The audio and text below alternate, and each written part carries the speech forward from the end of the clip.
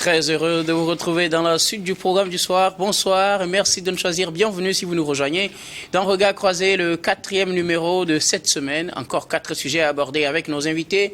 Nous parlerons d'abord des Grands Lacs, nouvelle montée de tension entre le Burundi et le Rwanda. Notre deuxième sujet concerne le Burkina Faso. L'armée annonce avoir neutralisé un cadre de l'IGS. Notre troisième sujet, c'est le Tchad et la Russie. Vladimir Poutine prêt à soutenir les efforts de stabilisation du Tchad. Puis nous terminerons bien évidemment par le Togo, sécurité. Nous ferons tout pour vous protéger des propos du président Faure Gnassingbé. Et pour en parler ce soir, l'équipe du jeudi est au grand complet. Robert Kossigan à côté, vous êtes analyste politique et président de l'Alliance Jeunesse Développement AJD. Bonsoir Robert et bienvenue. Bonsoir Doc, bonsoir. Je ris à sa place. Bonsoir à l'ambassadeur des États du Sahel sur le plateau. Bonsoir monsieur Tommy, mon cher Tommy. Ouais. Bonsoir à tous les téléspectateurs de Niwa TV. Nous vous aimons. Malgré qu'il y a une incompréhension toujours qui vous pousse à nous insulter, mais je voudrais vous rappeler que les débats, on le prend amicalement. Voilà, le débat, on ne peut pas, nous tous, on ne peut pas aller dans le même sens. Ouais. La diversité du débat donne la richesse. Donc, il faudrait que nous nous acceptions dans nos différences. Merci beaucoup à vous, Robert. Et surtout, je voudrais aussi faire cas de la non-ponctualité de nos autorités.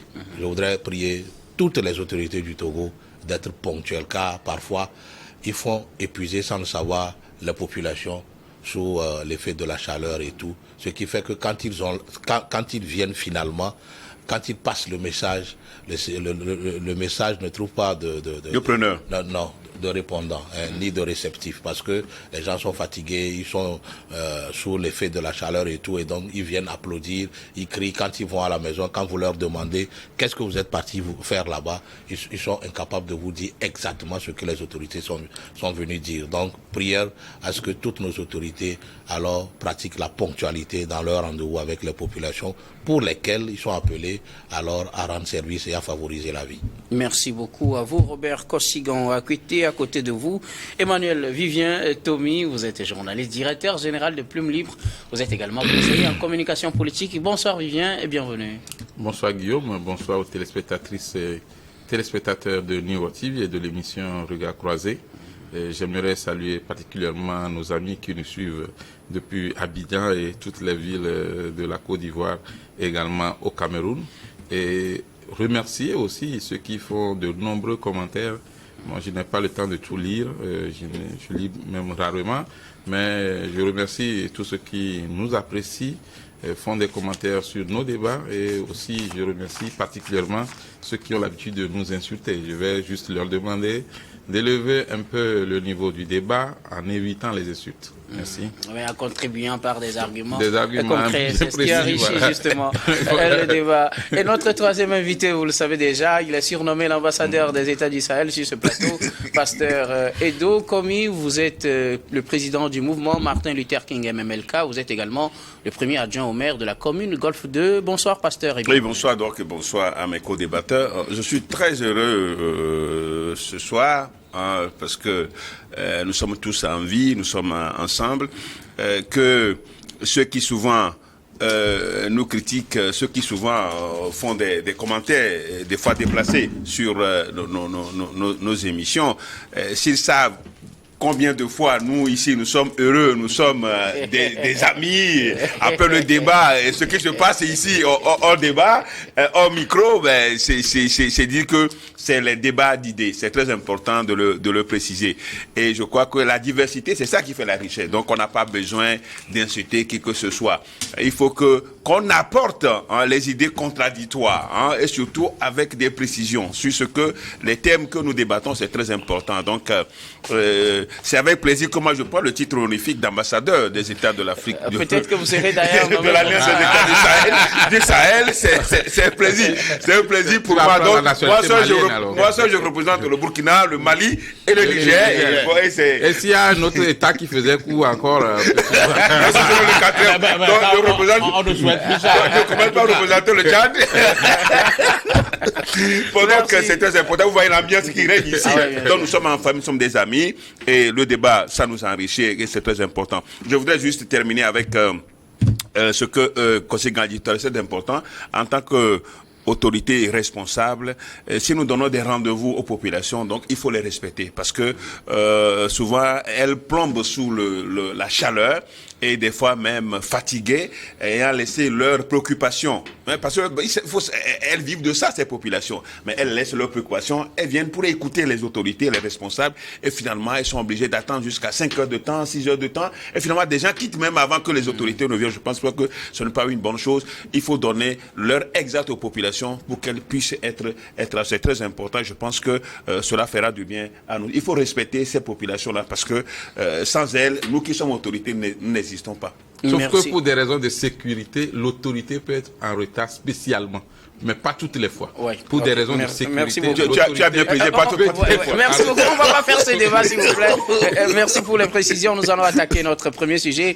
Direction donc la région des Grands Lacs. Nouvelle montée de tension entre le Burundi et le Rwanda. Cette semaine, les deux pays ont continué leurs accusations respectives. Le président du Burundi, le président Evariste Ndayishimiye, n'a pas mâché ses mots devant donc des jeunes. Il a qualifié son homologue rwandais d'hypocrite et de menteur. Il dit, si quelqu'un te ment une première fois et une deuxième fois, c'est de sa faute, mais s'il te ment pour la troisième fois, la faute te revient, c'est ce qu'il a déclaré, et estimant aussi que notre lutte doit continuer jusqu'à ce que le peuple rwandais commence aussi à se faire pression. Je sais que les jeunes rwandais ne peuvent pas accepter d'être des prisonniers de la région. Ces propos font suite déjà à des propos du ministre congolais de la communication, Patrick Mouyaya, sur France 24, qui disait que le mal dans la région, c'est Paul Kagame.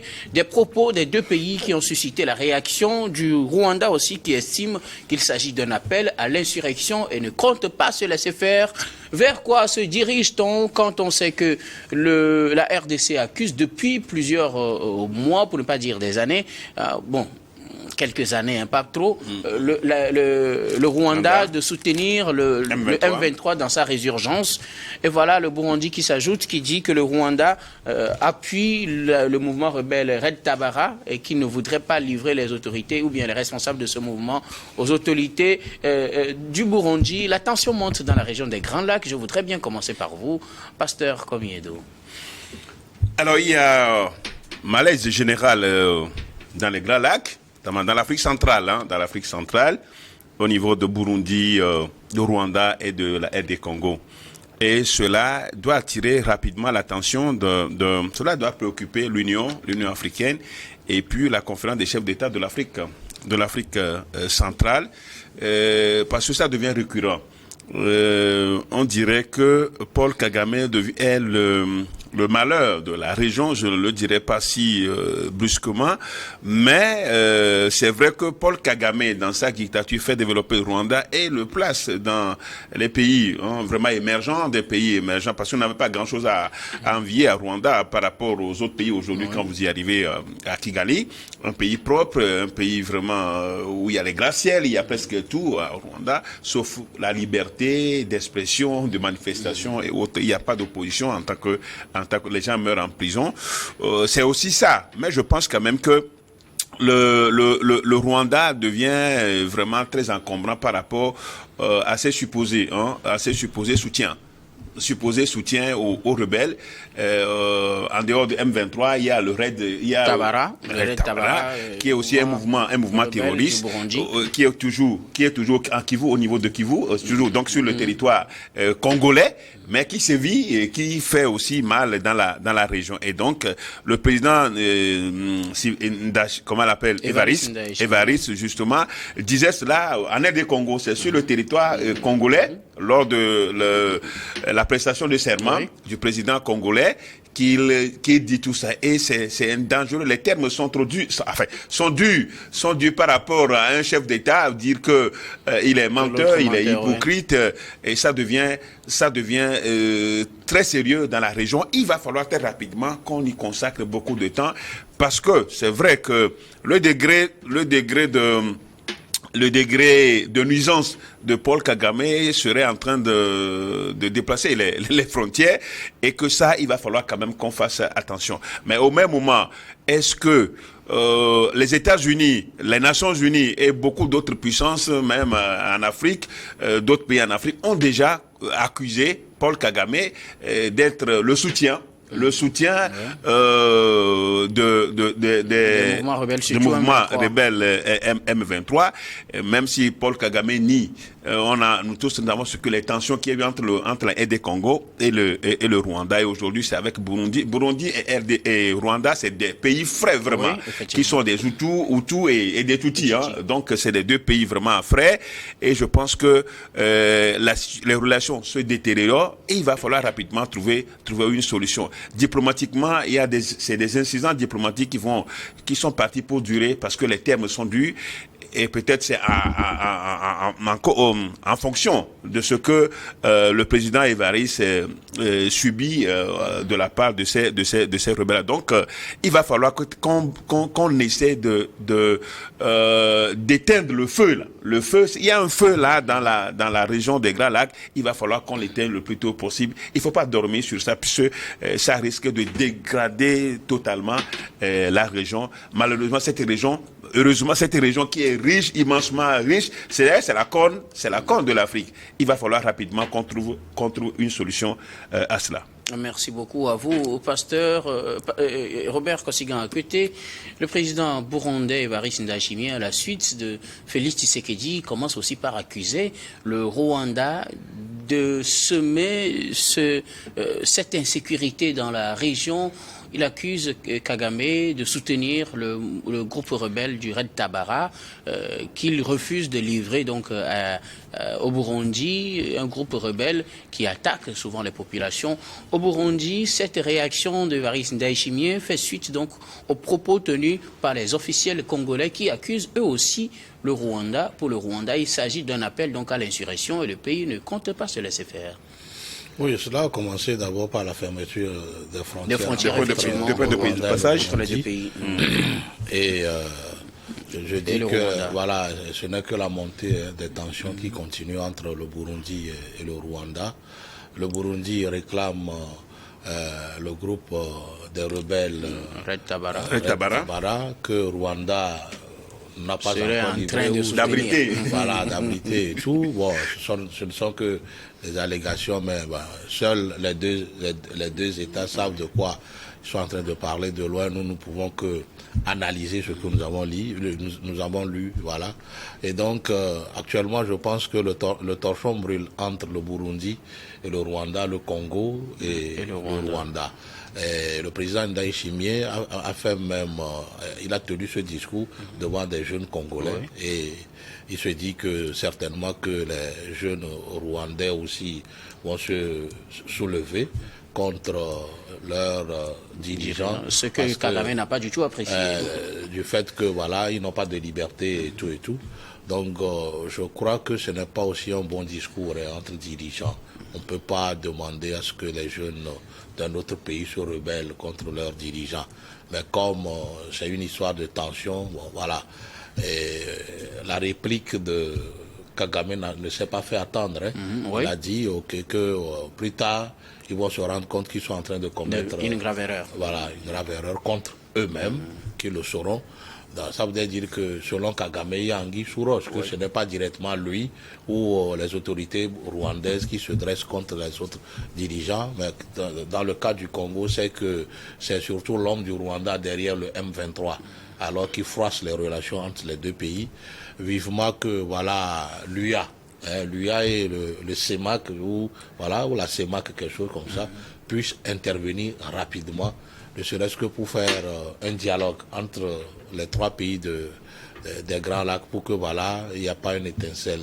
Vous savez, le Rwanda ne peut jamais oublier cette affaire de génocide. Et Paul Kagame l'a encore dit dans son intervention, que le Rwanda a beaucoup souffert avant de gagner la liberté aujourd'hui et que pour rien au monde, ils ne sont pas prêts alors à perdre la même liberté. Donc, il va falloir que l'UA plus les organisations régionales puissent faire parler les présidents de ces pays-là pour que voilà, un juste milieu puisse être trouvé pour sauver la paix et voilà l'intégration de ces pays-là. Merci beaucoup à vous. Emmanuel Vivien Tomi, on le dit, le temps monte à nouveau dans la région des lacs entre le Rwanda, le Burundi et la République démocratique du Congo suite à ces propos tenus par le président burundais.